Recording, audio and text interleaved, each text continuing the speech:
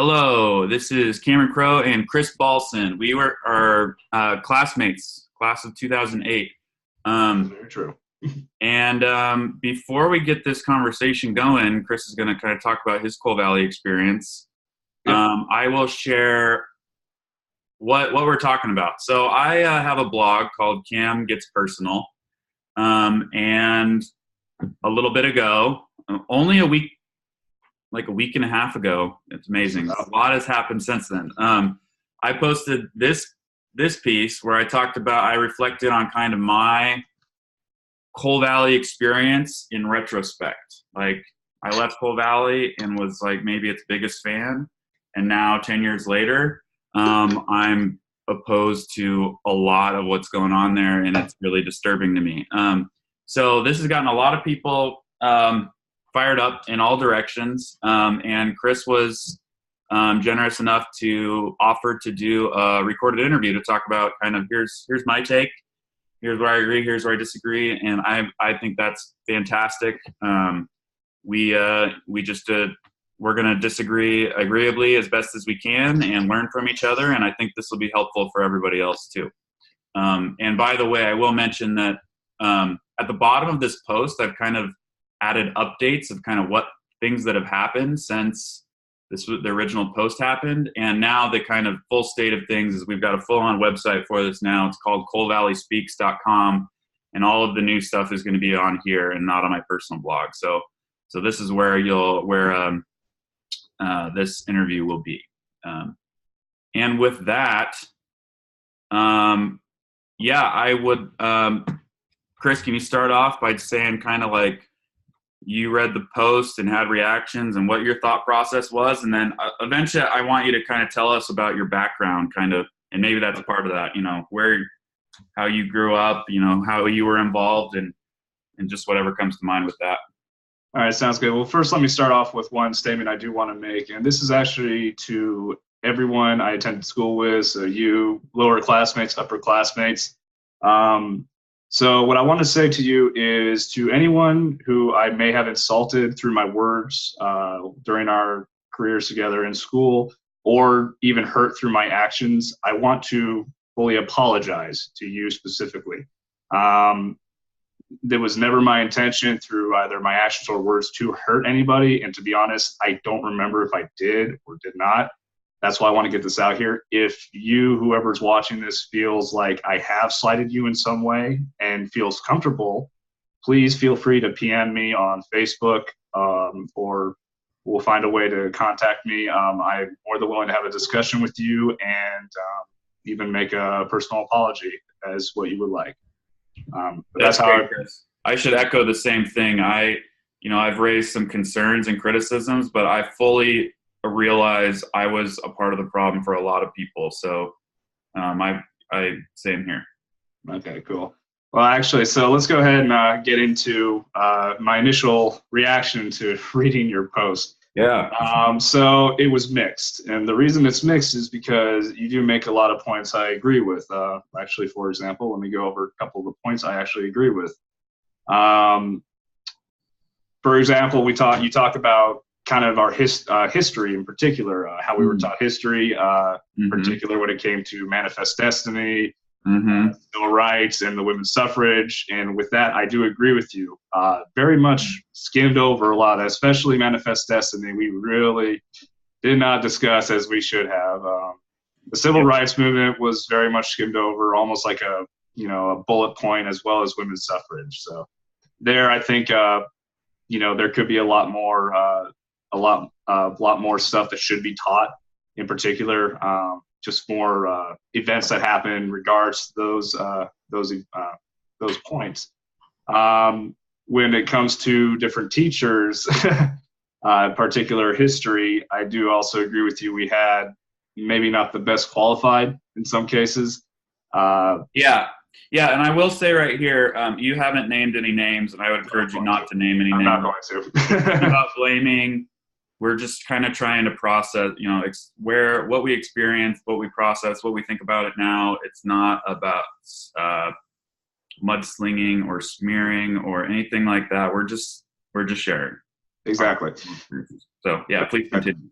I mean, I actually remember a story on the DC trip we took during our freshman year in particular. One of our guides, I think it was Daniel, my dad and I were big into history and still are. Daniel. I remember Daniel. I like Daniel. Yeah, I liked him too, man. But he was actually a part of the Carter administration. So he actually was involved with them and stuff like that and knew Jimmy Carter personally. Now, my own feelings of Jimmy Carter aside, it was very interesting to talk to him because, he was taught, like, we were picking, my dad and I, we like sat with him. He made the mistake of sitting with us when we were picking his brains. So we talked to one of our history teachers at that point and asked, like, well, did you know that he was involved with the Carter administration? No, I didn't. Are you going to talk to him? Oh, I might. Apparently, my father sat with the teacher on our way back from DC and asked him if he ever got a chance, and he just said, no, I never did get a chance. So in that respect, I can understand where the idea that some of the teachers were not actually more interested in the topic they were teaching in particular. With that, you'd think that, like, oh, history teacher, you would be right on there. Oh, I got more sources, more facts, more interesting. Yeah, I don't know. I mean, I think he had a lot going on. Well, I think so too. Maybe he's not as much of a buff on that as you guys were, so I wouldn't hold that against him. No, but I'm just using that as an example of, where I could see where obviously history wasn't the biggest thing that he was trying to get across, I think there was a lot of what you talk about in your post. He did a lot of that, and as opposed to actually, let's go and sit down and talk about history, Yeah. And with the literature teacher in question, again, this person did held some interesting beliefs. I will attest to that. But I will also point something out. I was also in a different period than you were. So a lot of the discussions that she had with you guys, she didn't necessarily have with us. So some of the things you point out in your post, I don't remember her ever saying or talking about, especially in regards to Islamophobia and stuff like that. I don't remember any of that. The only thing I can think of that would be even close to that would be the movie we watched, and I can't remember, but it was basically an Islamic girl living in a Islamist nation. Not difference between Islamic nation and an Islamist. There's a huge difference. Islamists tend to be extraordinarily radical, and it was about that sect as opposed to just Islam in general. That's the only thing I can think of with that in regards to that part of your thing. With the LGBT stuff in particular, I do agree with, at least as far as the student manual. I actually have the part of the student manual that talks about it here. And unfortunately, it's, very blatant in that if you even condone, support, or otherwise promote practices, it is ability to, they have the ability to. Basis for expulsion. Yes, exactly. Like, support anybody that's gay. Exactly. I'm like, what? Yeah, exactly. That's terrible. Within the student manual, it does say that. However, in our individual classes, I don't remember anything like that, in the sense that, again, you and I kind of hang out with different crowds too when we were in high school, man. I was. Yeah, we were kind of in different cliques. There were cliques. I mean, it's any school you go to, man. There's always going to be cliques. But what I do remember, so I don't remember any of the things like pray the gay away or any of that being stated. I do remember, the love the sinner, hate the sin, which that could be used technically for any point, any sin, any, thing. Yeah. That's what I remember. And I don't remember, one of, I guess, things I disagree with you on is you talk about, hold on, let me pull it up here. You talk about, how the gay kids were discriminated I can't speak properly. Discriminated against? Thank you. Were discriminated against harshly. Yeah, I really can't say the thing. But my problem is I don't remember any of that. Actually, in fact, I don't remember anyone being openly gay or even knowing anyone was gay except for one person who I had a feeling who was gay, and that was he confirmed it later on after high school. In fact, that person I considered to be one of the very popular kids. In fact, I was talking to one of my other friends about this a couple days ago. We were saying that, one of the things we were kind of jealous of him, we weren't mean to him, we were jealous of him because all the girls seemed to want to hang around him. And, obviously, if anyone remembers, I'm the kid who wore tie-dye shirts, camo pants, and had clown hair, and you had a good style. Looking back, I'm like, man, he's the one that got it. I was like, yeah, my style was no style. Anyways. Oh, man, that's like closer to my style now. Same here. I just wear generic stuff and I don't want to be seen. But anyways, so with those regards, I kind of agree with some of the points you were making. Science, you talked about can we talk about LGBT a little bit more? Like, okay. You mentioned you didn't really see the discrimination. Like, do you think because you didn't see it that it didn't happen? Like, or like, what do you like? Can you imagine that this could be happening for people there? Like, given what you know about the environment, like you didn't see it, but like, do you think it could have been there? It's like anything. I can't. If I don't see it, that doesn't mean it didn't happen. Right. But like in any environment, you're going to run across people who are discriminatory. You're going to run across situations like this, and this isn't just Coal Valley. It really isn't. It's any kind of environment, any kind of school. You're going to run across stuff like this. I cannot attest to whether it happened or not because, again, I didn't see it. Yeah, no, that's fair. I can only rely on testimonies from people who say it happened to them or what I saw or what I didn't see. That's all I can rely on. Yeah, that's fair. But do you remember the passage I referenced in the blog post about homosexuality and how they regularly shove light bulbs and corn cobs up their asses? And like, see, I for the life of me was trying to figure out where that was coming from. I don't. That was in that Worldviews book or that like apologetics book. It was basically talking about all the other ways of thinking and how bad they were and how you can dismiss them easily. Yeah, well, keep in mind, I don't remember that personally. I did talk to a couple other people who didn't remember anything like that of the sort. However, I will point out that a lot of our textbooks were definitely not up to date, to say the least. Tell me more about that. What do you mean by that? Well, you're talking about like the science textbooks that we had, stuff like that. Obviously, you actually hit on it with creationism and how our even our textbooks and most of our teachers were very adamant creationists, which ironically kind of went against my point of view at the time because I couldn't put two and two together. I was a big science kid too. Oh, really? Yeah. Well, yeah. I couldn't put that together. I couldn't put the idea of a 6,000 year creation thing together until my dad said something I found very prophetic to me, and which was, well, what's a day to God? And that kind of hit the nail on the head for me. It's like, oh, well, because I always tried to do the same thing that it felt like a lot of the students, and even some of the teachers, not all, a lot of them were pretty fair upon this, but were trying to do, which was, give us the evidence that there was absolutely a creation theory, and it was only 6,000 years old.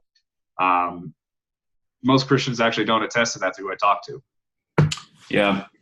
It's not a common thing. Right. And so you didn't really buy the whole young earth creationism, the earth is 6,000 years old, but then your dad told you something and it kind of made you think about it. Maybe that is what you like. Did you believe it then? And then what do you believe now? And kind of, are those the same, different? I never believed it. I never believed in the 6,000 year creation theory. My problem was I was trying to kind of connect the dots, like, well, between science and religion, because for some reason there's a stigma that says that religion and science can have to be separate. They can't, they can't be together. Well, the problem is that's not true. It really isn't. And for me, it was, well, what's true, science or religion? And when my dad said that, it was a confirmation of what I was already thinking. It was, what is a day to God? Well, we don't know. I mean, also, if you look at it, look at the Bible itself, in that section, it's not trying to explicitly say how everything came to be. What it's trying to say is that God created everything. That is literally the point of that story. Is not a literal thing. It's like it's a more of a metaphorical thing. It's meant to just explicitly explain God created everything. That is the point that should be taken away from it. Gotcha. So Yeah, that's I've never been a 6,000 year creation theory guy. So do you now believe in evolution or what? I do. I do. I've actually, that was one thing I never was against either. And I do think I understand. There was one teacher we had, and I think this is the same teacher you were talking about, who did tend to play as devil's advocate. But I remember this teacher, she also talked about Darwinism in particular and how intelligent Darwin was to be able to connect the dots. And I don't know why she did not stay there. I can attest to that because I didn't see what happened with that. Because I remember she was there, and then the next year she wasn't. But I do remember her. She was curious. Yeah. Again, I can't attest whether it was amicable or not when she left. But I do remember she did kind of put that instilled like that already. I already kind of thought about evolution as possibly being working, and she kind of instilled that it was okay to think that. Right, but she wasn't a science teacher. No, she wasn't.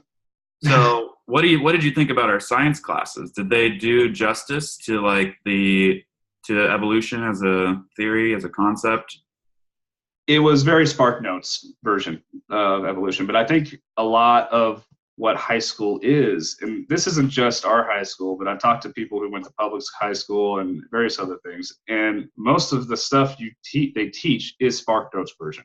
You're not going to get it. You're not going to get as much information as you should to actually make a formed opinion about these topics, except for outside of high school usually, or personal research, or usually college is where that really starts being sunk in. So yeah, I mean, would you say the same thing about how they taught creationism? It was the same Spark Notes at like level of depth and kind of persuasiveness as evolution? No, and that's where I have a point of contention with how it was taught. But one thing I will point out is in high schools, in public high schools, they don't teach creationism. I mean, so for them, usually they don't even hit upon it. So we hit upon it. We hit upon evolution. Doesn't mean we did it justice in the teaching environment, but at least we hit upon it. So I have to kind of look at it in that way. It's well, to me, it was like we have to hit on this because this is what the rest of the world believes, and we have to tell you why you shouldn't believe it. It was like extremely biased. It was like, here's evolution, here's like 3 things to know about it, and here's like 20 arguments you can use against it. And that's like, let's cover all those, and then let's get back to creationism. That's how I felt about it. I got you. I get what you're saying, but I think that's interesting because if they give you arguments to go against it, that means you have to actually think critically about whenever you're debating somebody. I mean, it felt like here, memorize this so that you can use it in an argument. Like, don't really think about it. Like, just have this ready for when like you come up against an unbeliever, you have ammunition. See, I never felt that way. I get you. And I never felt that's what they were trying to do. In fact, even looking upon it now, it's not. You got to keep in mind, creationism is one of the core tenets of most churches, and it is a private organization run by a church. Or at least, a council of that. So yeah. In that I don't know about most churches, but I've learned a lot since I left Coal Valley is how maybe most evangelical churches, like the range in Christianity is huge. Oh, I know. I know. So many denominations are firmly behind evolution, gay rights, like being homosexual is not a sin, like all these different things. Like Coal Valley is like, on a lot of things, the end of the spectrum. That's very true, but there's also a lot of organizations that are private organizations, non-religious, that tend to be on the opposite end of the spectrum too. You're talking about each to their own. It really is an each to their own argument at this point. Well, whatever that organization wants to espouse or believe, I mean, as a private organization, they can do that. They can legally do that, and I don't have really an issue with that. I personally think like having choices of where to go to school is a good thing. Yeah. What I think what concerns me is when it goes beyond, here's another way to think about this, to this is the only way to think. And if you aren't in agreement with that, you basically will be like, we'll basically say you don't love God and like you're a bad person and like you need to be expelled, or you're like, like there's a lot of shame. Like if you disagreed with, it felt like if you disagreed with like the teaching philosophies, they wanted to make you feel like you were disagreeing with God. To me, that's how the culture felt. See, for me, I didn't feel that at all.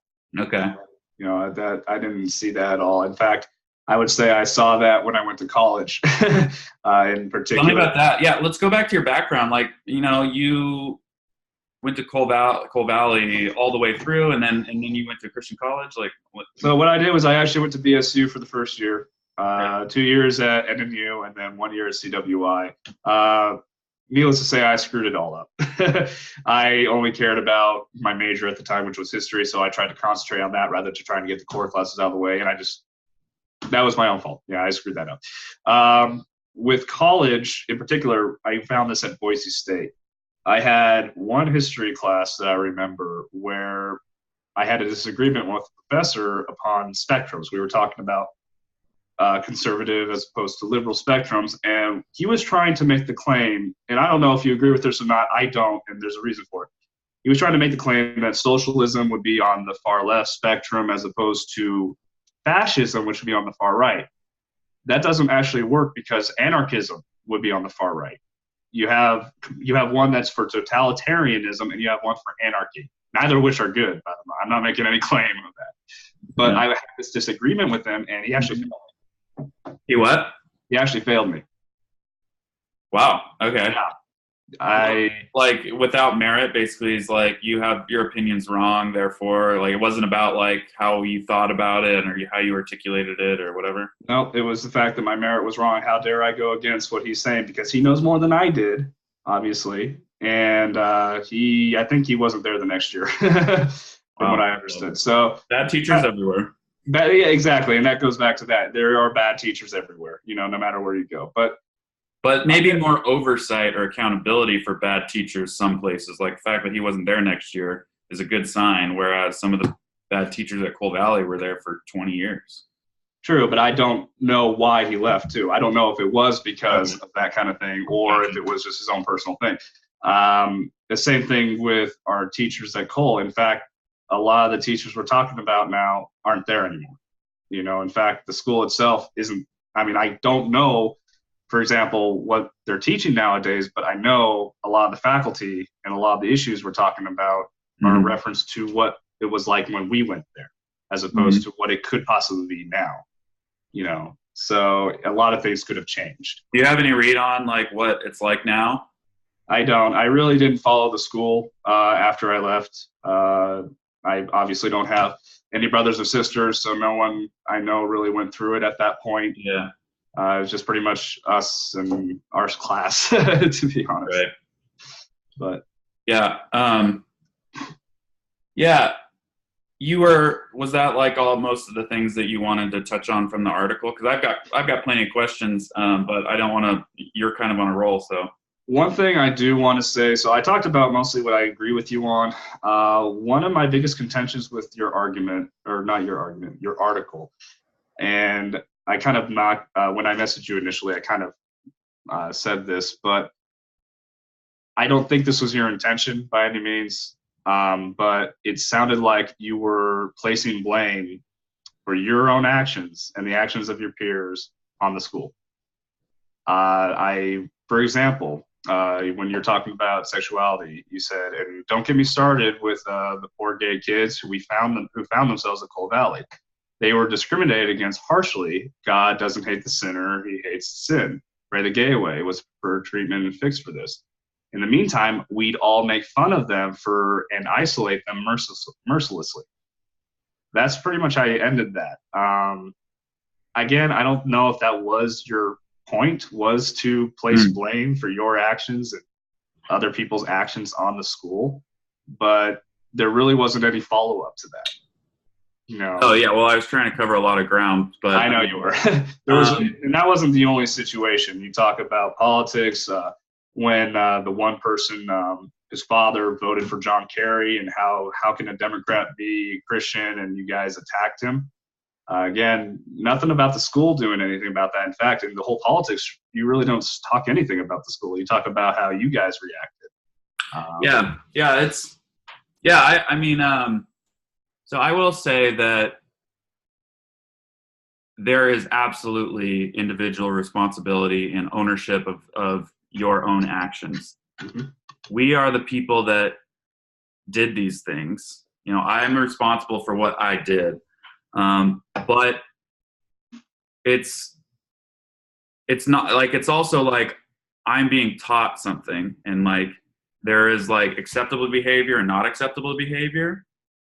And I would, I believe that like the environment and the culture of Coal Valley did not punish people for like very harshly judging and like isolating. In fact, many teachers were involved in the isolating and the judging and like using their own personal opinions like as like facts, like downplaying like liberal political views and like Democrats was, in my memory, very common.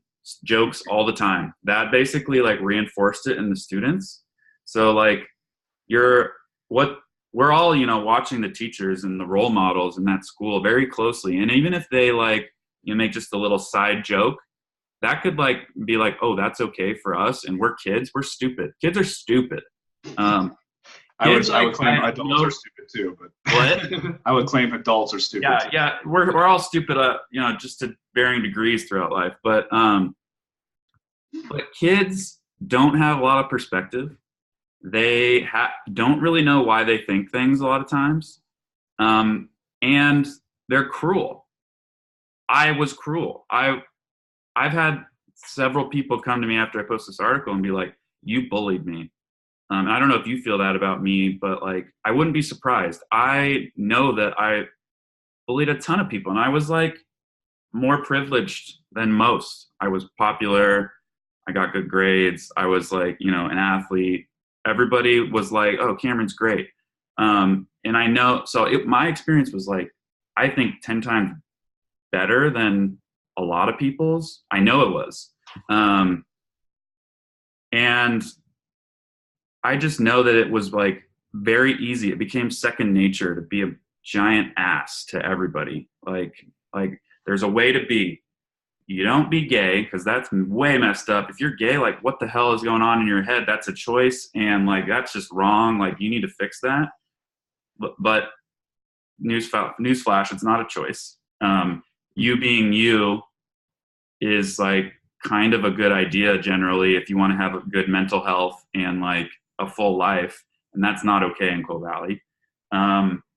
And yeah, I've said it a couple different ways since, because there's been like nonstop discussions about all of this since I posted, and I would say that I need to be responsible for what I did. I can't, you know, there wasn't a teacher that was like, you know, puppeteering me like, now say this, now say this. It wasn't like that. But they planted some ideas and they planted some seeds. And like the culture of Coal Valley, I think, didn't make it harder for me to act that way. It made it easier for me to act that way. And there were often not repercussions. And this has been like echoed by dozens and dozens of people in the support group, how they felt bullied. And there was only one way to be. And if you weren't that, you were wrong. So that's, I don't know if that, does that make any, like, no, it makes sense. It like that. Yeah, no, it makes sense. And again, my contention was within the article itself. It felt like that's what you were trying to do, was you were trying to skirt personal responsibility. Obviously, you just admitted to personal responsibility. Oh, yeah, yeah. I feel terrible. Actually, I've actually felt bad. I felt guilty for years. And I know there were some times I felt guilty in Coal Valley. And my dad taught me to say sorry when you feel guilty. So I did that sometimes. I know I remember that. But there were other times when I know I didn't. And years afterwards, I felt bad. In fact, I've been messaging people over the last, with all this reflection, I've been messaging people individually and saying, you know what? I don't know if you remember this, but I remember specifically bullying you, and I feel really bad about it. And it's kind of like eaten at me for years, and I just want to say sorry and please forgive me. So like, I was probably one of the bigger bullies, to be honest. And I regret that strongly. Okay. No. Well, I'll tell you this right now. I don't remember you ever being a bully to me. So, Okay. Well, I'm glad. Again, I thought our class, kind of like what Crystal's thought, I thought our class was very close. And in respects, most other classes and most other schools, we were, in general, at least, I would say. But yeah.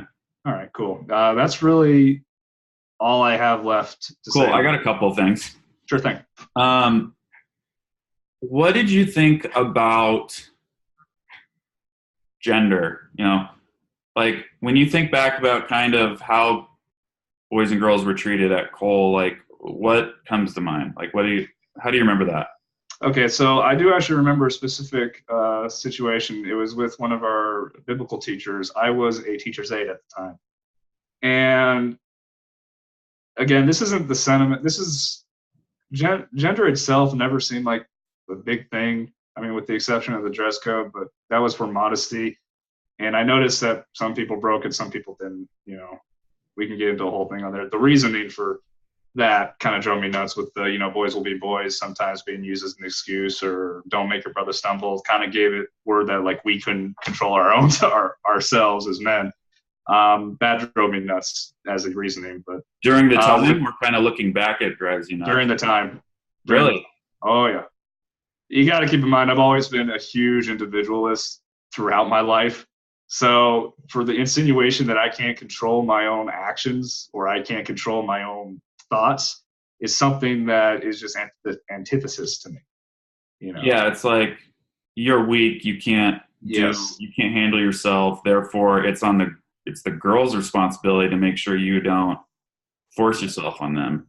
Exactly. Now, granted, that excuse I heard only a couple times.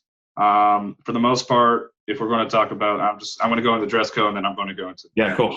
With the dress code in particular, there were a lot of girls I knew who tended to break it and really nothing came of it. And then there were some others who broke it and everything came of it. And then there was even one guy I know who one day wore shorts way too short and he got told off for that too. If we're talking about dress code as a whole, there needs to be some kind of dress code for modesty, but any excuse to the fact that, hey, the reasoning for it is because you don't want to cause your brother or sister to stumble. I think that's a BS excuse. That shouldn't be used at all. Yeah. Go on. Oh, no, you keep going. Okay. I'm developing a question, I think, but you might. Okay. So, but that's with the dress code in particular. With gender itself, so back to the story I was going to say is I was the teacher's aide, and it was a test on 1 Timothy, one of my all-time hated biblical chapters of all time. Okay. I don't remember this. The reasoning for it is I kept coming across a question: what is a woman's place? There was something to what is a woman's place, and I kept getting the same kind of answers, which is to be, the supporter, the man is the head of the house and stuff like that. I'm like going over this. I'm like, what the heck is this coming? Where is this coming from? At first, I thought it was isolated. Like a couple people said that, and then I'm like, everyone's saying this, and this is the right answer. What is going? So I talked to the professor or the teacher, and he actually was very smart about this because he actually knew what he was talking about. What he pointed out was, number one, it was Paul we're talking about who wrote Timothy, and he had a tendency to inject his own ideas into what his writings were. So what he was writing there wasn't essentially what God wanted. It probably was part of his own ideals. And then also too, you have to understand the culture at the time period, who he's writing to, and how culture plays a lot into what is going to be written about. That is probably the biggest thing I saw when it came to gender, gender differences in particular, men and women. I don't really remember there being anything else of that type. Now, granted, that doesn't mean there wasn't. Again, different periods. I don't remember them. How do you think that made girls feel? Well, if we're talking about that particular verse and it wasn't explained to it like it explained like it was to me, I can imagine it would make them feel terrible. But I don't know. Again, I can't determine what someone would feel. But you trying to put yourself like possibly in their shoes, it probably wouldn't. Well, I would, if it were me, I would have done what I did, which I would have asked about it. And again, the teacher that I talked to gave me a very good answer, which was almost non-applicable.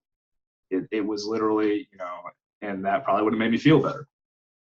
If I kept it quiet and didn't say anything and just kept mulling it over my own head, I could see where my conclusions would be different.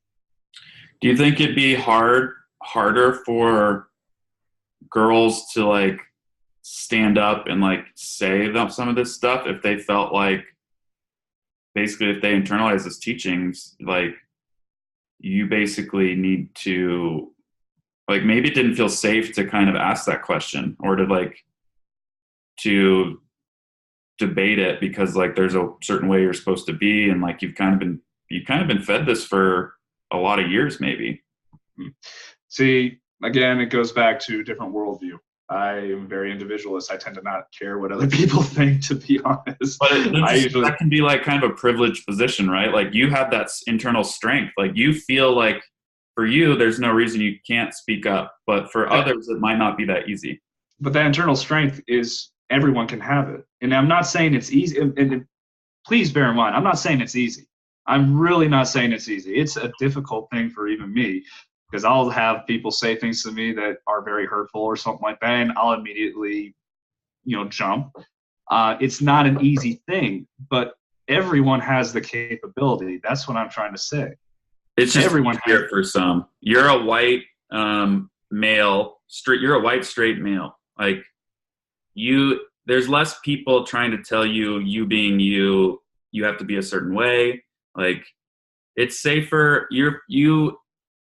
I don't know if you believe this, but like you have more power inherently because of the way you are.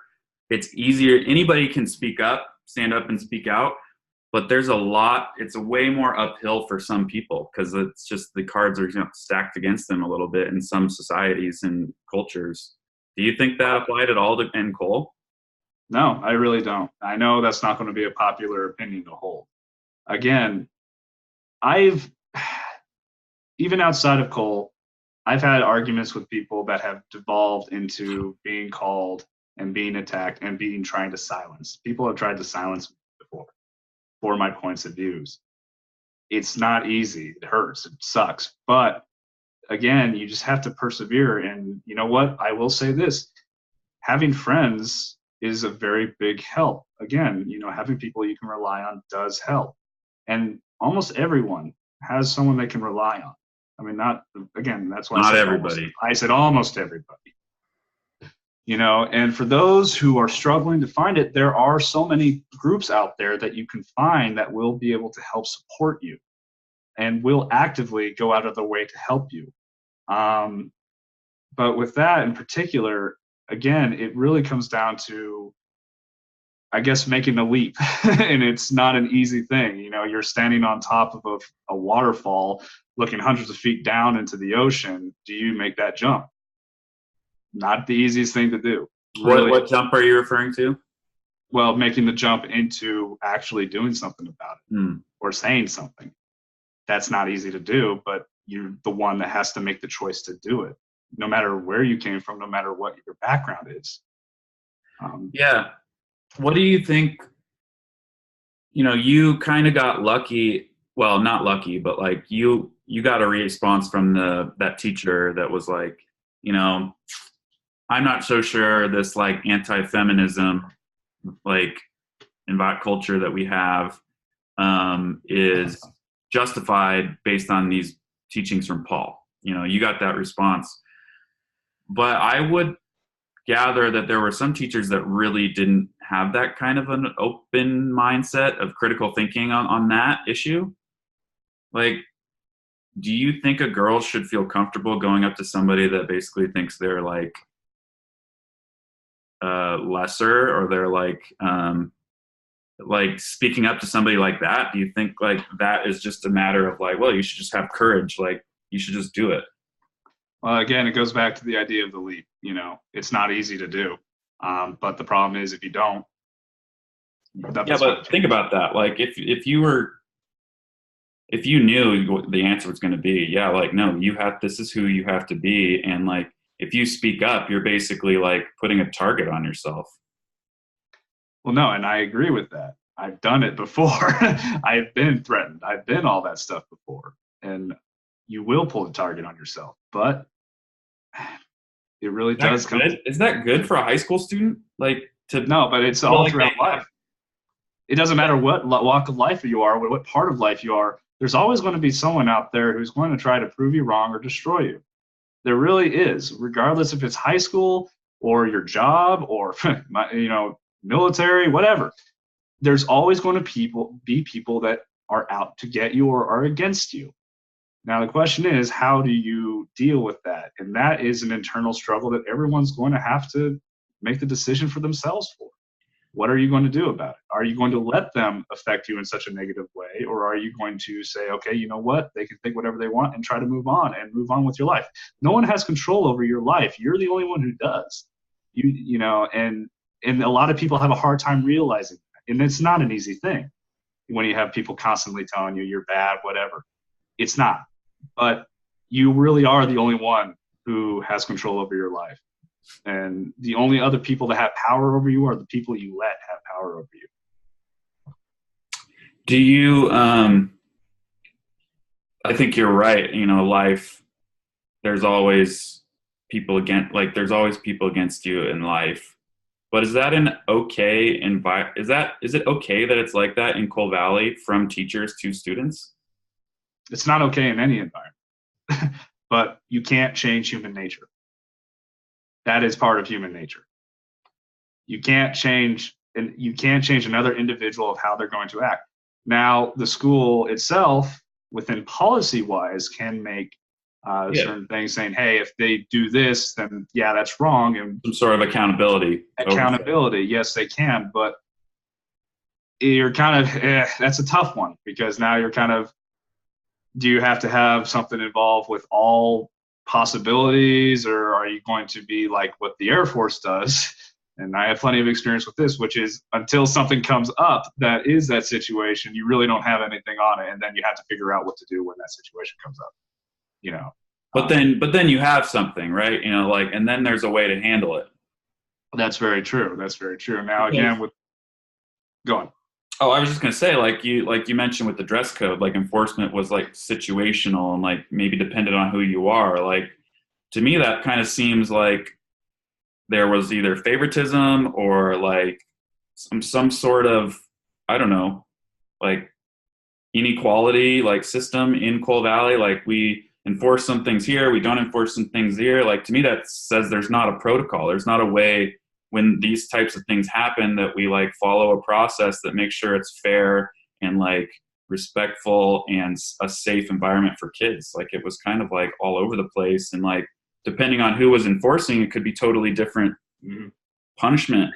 And I agree with you there. And I completely agree with you there. And that is a problem in itself. Again, having a modesty dress code isn't the problem. Everyone should be following it, but you have to enforce it properly, which means the reason for it of the like, don't make your brother sexually assault you.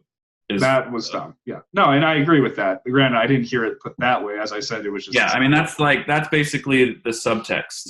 Yes, but again, just a modesty dress code overall. I mean, when you go to work, at a job, it's the same type of thing, and it's not even for a really specific reason other than to look professional. And that's actually one thing maybe this school should change. I don't know. I didn't read that part of their handbook, but maybe that's one thing that should change and make sure it's like we're trying to prevent, we're trying to be in a professional environment, so everyone needs to dress at least professional in the sense of, modestly. And the reason is for learning. Like that should be the reason. Like not for putting you in your place and making sure men don't assault you. No, and we agree on that, definitely. But again, within the handbook and within all that, I don't know exactly what it says, and neither do I. I only know is a couple of the excuses given. Yeah, that's about all I know. So so I know we're kind of coming up on time, but I have my classic concluding questions to ask. What do you have anything else you wanted to bring up? Any of this kind of sparked interest? I guess what I want to say is I went to Coal Valley since I was in the third grade. Mm-hmm. I made some lifelong friends. I'm still in contact with pretty much all of them. I made it. Our class was very tight.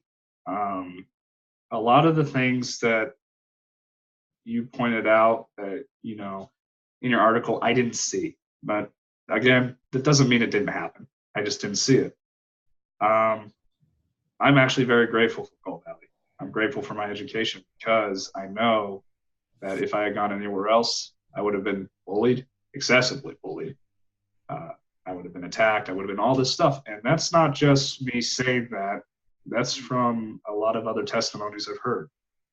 Coal Valley has a huge amount of issues, but they're issues that can be dealt with. But so does any other school or organization.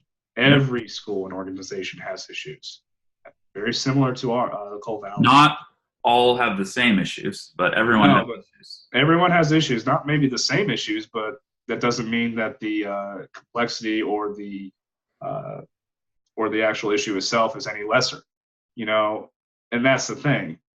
When you're talking about Coal Valley as itself, as a school, as having all these issues, and I know you don't like the school anymore, obviously, but I would just say that there are plenty of other organizations and schools that have similar or also very bad issues. Doesn't make Coal Valley lesser or greater evil or lesser evil either. Yeah, I mean, I think it comes down to like, what problems do you think are worse problems? Like, I know that there's not, I mean, I don't know. I would assume that institutionalized sexism, homophobia, and basically lack of critical thinking, particularly in the sciences, I think those are much worse than like a lot of the challenges that like public school districts are dealing with, which is like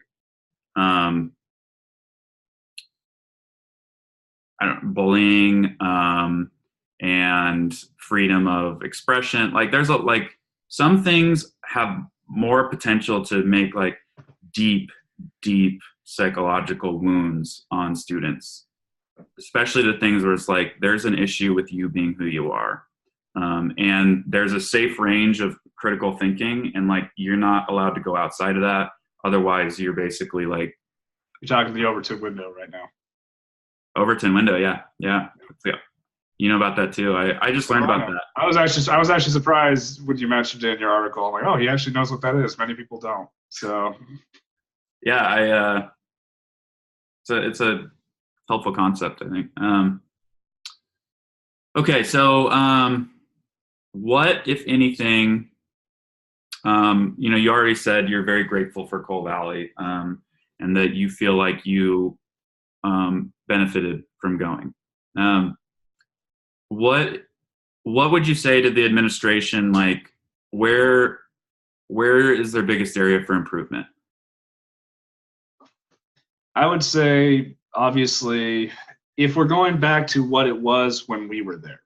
Sure. Again, I don't assume it hasn't changed. Assuming it hasn't changed, with the sciences, definitely be more open to teach different scientific ideals. I get it, high school, and I get church controlling that creationism is doctrine. That's fine, but also teach, the actual specifics of these other scientific ideals, because if you don't, when your students go out there and out there in the real world, and they're going to not really know what they're fighting against, if that's what your goal is, which I don't think that is, they're not going to understand, to be able to have an active debate, to actually think critically about these kind of things, to make the decisions for themselves. With regards to teachers, again, at the time, be more careful of who you have teaching. We had some really great teachers, and then we had some that just were not so good. But I guess hold them more accountable to a curriculum. If you're going to actually do that, do a curriculum so that you know what they're teaching at the very least, and kind of watch it. Those are really the big things. With sexism, again, really the only thing I saw sexism-wise was the dress code, at least the reasoning given behind it. Otherwise, we're talking about biblical teaching as opposed to an actual school policy. And if we're going to go school policy, I didn't really see anything that was sexist. just within biblical teaching itself. But that's, again, cultural wise and who's writing the book. Well, like you said, like sexism that maybe wasn't prescribed by God, but maybe sexism that was prescribed by Paul, which was then adopted by church culture. Well, maybe church culture, but again, even so, I don't remember, as I said, I don't remember anyone ever coming out and saying, "Hey, by the way, women, you need to serve your husbands and stuff." I actually don't remember that. The only thing I remember was one teacher who basically said that women could not be leaders, and I remember I debated that teacher ad nauseum about that because I didn't think that was you had more perspective than I did.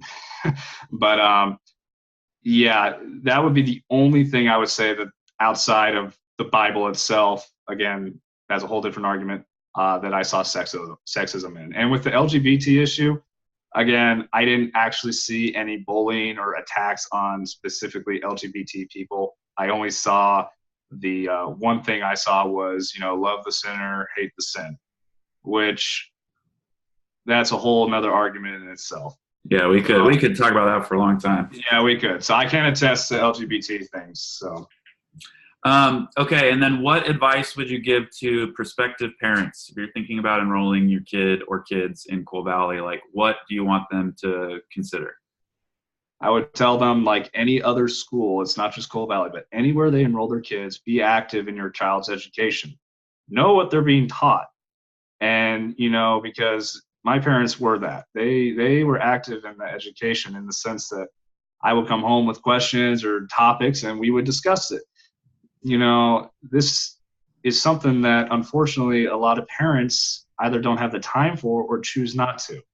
And this is it's a societal problem overall with a lot of people. And, your kids need that. Your kids need to hear your points of view as well as your discussions. They need to discuss this stuff, because if they're only discussing it within a school, you're basically going off an echo chamber. Again, this applies to all schools. So be active in your kids' education and talk with them no matter where you send them. That would be my recommendation. I think that's good advice. Well, Chris, thank you. This was a really fun discussion. I think you brought up a lot of great points, and your perspective, I think, is super valuable in this whole public discussion that's been kicked off by my inflammatory blog post. I personally think this discussion is good, in that, like, without talking about this stuff, it's less likely that positive changes will be made, especially if your criticisms aren't taken seriously. So thank you for being a part of this discussion. I think we can all benefit from doing this sort of thing. So, well, thanks for having me up on the offer. I appreciate it. Well, thank you for being willing to talk with me about this. I really appreciate that. Okay. Well, you have a good rest of your day. Enjoy your weekend. You too, buddy. Take care, man. All right. Bye.